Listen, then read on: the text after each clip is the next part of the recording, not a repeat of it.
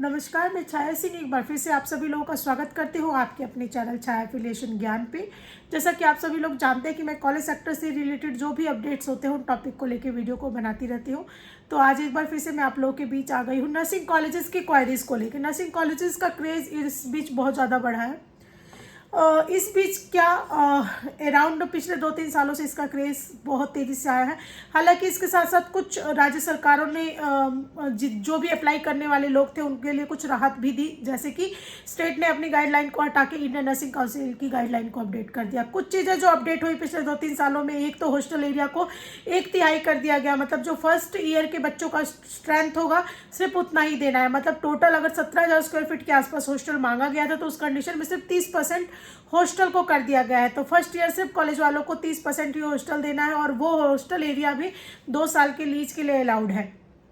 मतलब 2 साल तक आप लीज पे ले सकते हैं, उसके बाद आपको अपना बनाना पड़ेगा। कुछ कंडीशनल ये भी है कि आने वाले 3 सालों में आपको पेनल्टी देनी पड़ेगी अगर 5वें साल में भी आपने अपना नहीं बनाया तो उस कंडीशन में आपको आपकी मान्यता को रद्द कर दी जाएगी। तो ये बेसिक जो इंडियन नर्सिंग काउंसिल की इस तरह की गाइडलाइन से राज्यों में जो लोग अप्लाई करना चाहते थे उनको राहत मिली। अब यहाँ मुद्दा आता है हॉस्पिटल ऑनरशिप हॉस्पिटल्स का। तो ऑनरशिप हॉस्पिटल क्लेम करने के लिए आप किसी नियर बाई हॉस्पिटल से टाई अप कर सकते हैं। सबसे अच्छा ऑप्शन ये है। और स्पेशली मैं इंस्ट्रक्शन यही दूंगी, चाहे वो झारखंड हो, चाहे वो बिहार हो, चाहे वो वेस्ट बंगाल हो, चाहे वो एमपी हो, हर एक राज्य में स्वास्थ्य क्षेत्र को में स्पेसिफिक निगरानी को में रखा गया है। स्वास्थ्य क्षेत्र में अगर आप ये सोचते हैं कि किसी भी तरीके से नर्सिंग कॉलेज खुल जाएगा तो बिल्कुल नहीं खुलेगा जब तक आपका अच्छा हॉस्पिटल ना हो, जब तक आप अपने इंफ्रास्ट्रक्चर जो गाइडलाइन है उसको फुलफिल नहीं कर रहे हैं।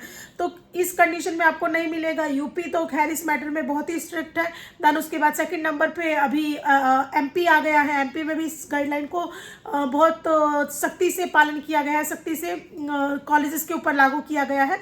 तो ये कानून जो है ये सिर्फ ऐसा नहीं है कि सिर्फ यूपी बिहार एमपी में काम कर रहा है। मैं इन शॉर्ट ये कहूँगी कि जो हेल्थ सेक्टर है उसमें गवर्नमेंट बहुत कंसर्न है। गवर्नमेंट नहीं चाहती है कि कोरोना के टाइम जैसे नर्स मिले जिनको इंजेक्शन लगाना भी नहीं आता हो, खाली बैठे बैठे सैलरी ले रही है गवर्नमेंट की या फिर फॉर्मेलिटी पूरी कर रही है। तो उसमें क्या गवर्नमेंट ने जो ऑनरशिप हॉस्पिटल की कंडीशन रखी उसके पीछे कारण यही था कि कोई भी ऐसा कॉलेज प्रशिक्षण जो दे पाने में असमर्थ हो, ऐसे कोई भी कॉलेज ना खोले जाए। तो जिसके पास अपना हॉस्पिटल रहेगा वो इस चीज़ में इस रिक्वायरमेंट को फुलफिल कर पाएगा, अच्छी प्रशिक्षण अपने स्टूडेंट्स को दे पाएगा। क्योंकि गवर्नमेंट इस हॉस्पिटल से पहले टाई अप करके नर्सिंग कॉलेजेस खोलते थे जो कि गवर्नमेंट ने परख लिया बिल्कुल यूजलेस है। क्योंकि गवर्नमेंट हॉस्पिटल में इतने क्रिटिकल पेशेंट आते हैं कि इन ट्रेनिंग्स को तो कभी हाथ लगाने का मौका ही नहीं मिलता होगा।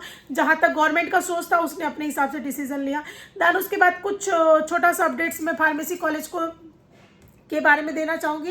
फार्मेसी कॉलेज का पोर्टल जो पीछे मैंने अपडेट किया था कि 1 से 10 के बीच में ओपन होगा, अब न्यूज़ आ रही है कि 15 के आसपास ओपन होगा। बैचलर कोर्स का क्रेज़ आ रहा है। एग्जिट एग्जाम को लेके जो मिसकंसेप्शन थी उसको भी मैं क्लियर कर दे रही हूँ। ऐसी न्यूज़ आ रही थी कि एग्जिट एग्जाम को रखा जाएगा, but pharmacy council of India ने ही इस प्रपोजल को रिजेक्ट कर दिया है कि इस टाइप का कोई एग्जाम नहीं होगा। ये रूमर्स फैलाई जा रही हैं। तो डिप्लोमा का जितना फ्यूचर ब्राइट है उतना ही बैचलर का है। बैचलर का कुछ ज़्यादा है क्योंकि कहीं ना कहीं इंटीग्रेटेड टीचर एजुकेशन प्रोग्राम जो न्यू एजुकेशन पॉलिसी है उसको सपोर्ट कर रहा है 4 वर्षीय प्रोग्राम।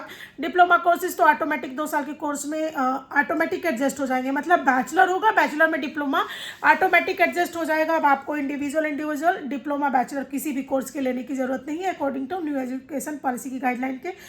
आज लास्ट डेट था। आज तक जिनकी भी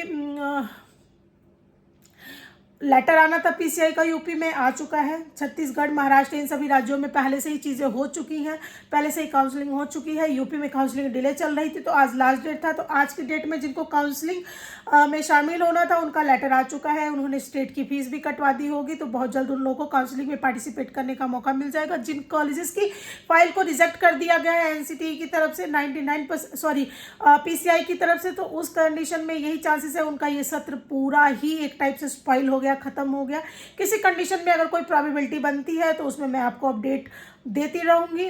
कि पीसीआई की तरफ से लेटेस्ट क्या नोटिफिकेशन है, लेकिन फिलहाल के लिए यही है कि जिन फाइलों में अपील की गई थी, जिन फाइलों को शॉर्टकमिंग कंप्लाइंस को फुलफिल करने का 5 से 7 दिन का टाइम दिया गया था, उन सभी फाइलों को ही कंसिडर किया जा रहा है। इसके विपरीत जो फाइलें रिजेक्शन में चली गई हैं, लाइक उस स्टेज पे पहुंच गई है जहां आपने कंप्लाइंस भरा लेकिन उसमें कुछ भी सपोर्टिव नहीं आया, बल्कि उस फाइल को रिजेक्ट कर दी गई। मतलब फाइल में शॉर्टकमिंग आने के बाद आपने शॉर्टकमिंग लगाई और बदले में अप्रूवल का लेटर आने की बजाय रिजेक्शन आ गया, तो ऐसी फाइलों का एकेडमिक सेशन 0 हो गया है। कुछ फाइलें ऐसी भी आई हैं जो कि वैसे तो अप्रूव्ड है लेकिन उनका सेशन 0 है, तो इस टाइप की फाइलों के बारे में मैं कुछ नहीं कहना चाहूँगी, क्योंकि ऐसी फाइल्स के ओनर खुद जानते होंगे कि उन्होंने किस तरीके से अप्रोच किया या जो भी चीज़ें की हैं। तो वो तो एक एक्सेप्शनल केस हो गया जिसके बारे में मैं डिस्कशन करना पसंद नहीं करूँगी, लेकिन फिलहाल रिजेक्शन वालों के लिए यही है। ये थोड़ी सी तकलीफ की बात है, I can understand the pain, लेकिन इसमें यही कहा जा सकता है कि बेटर होगा कि सबसे पहली बात कि जब इस तरीके की चीज़ें हो तो हमें स्टार्टिंग में ही अलर्ट रहना चाहिए। ऐसा नहीं है, जो प्रोसीजर चल रहा है उस प्रोसीजर को हमें फॉलो करना चाहिए। अगर कंप्लाइंस के थ्रू जा रहा है तो कंप्लाइंस भरिए, अगर अपडेट से मामला सेट हो रहा है तो अपडेट हो रहने की ज़रूरत होती है कि आप कैसे अपडेट रहेंगे इस सेक्टर में। तो कहीं ना कहीं ये भी है। और मैं कॉलेज वालों की परिस्थिति को भी समझ पा रही हूँ कि फार्मेसी कॉलेजेस में इन्वेस्टमेंट इतना हो गया, रिटर्न अभी हो नहीं पा रहा है।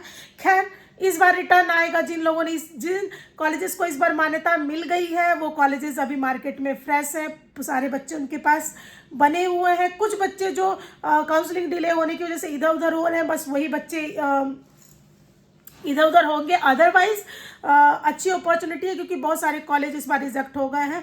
और लोग, अगर आप लोग कोर्ट केस जाने का मन बना रहे हैं तो मुझे नहीं लगता कि उसका कोई स्ट्रॉन्ग ग्राउंड है कोर्ट केस करने का, क्योंकि विद कंप्लाइंस ही पीसीआई ने आपको रिजेक्ट किया है। पीसीआई ने कारण बताया है कि आप क्यों रिजेक्ट हुए हैं।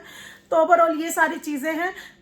अगर आपको मेरी वीडियो अच्छी लगती है तो चैनल को लाइक शेयर सब्सक्राइब करना ना भूलें, क्योंकि वीडियो जितनी हम बातें करते हैं वीडियो उतनी ही लंबी होती चली जाती है। कहने के लिए बहुत कुछ होता है, लेकिन हमें लिमिटेड शब्दों में अपनी बात को आप लोगों तक पहुँचाना होता है। तो अगर आपको मेरी वीडियो अच्छी लगती है तो सेम चीज़ लाइक शेयर सब्सक्राइब। धन्यवाद।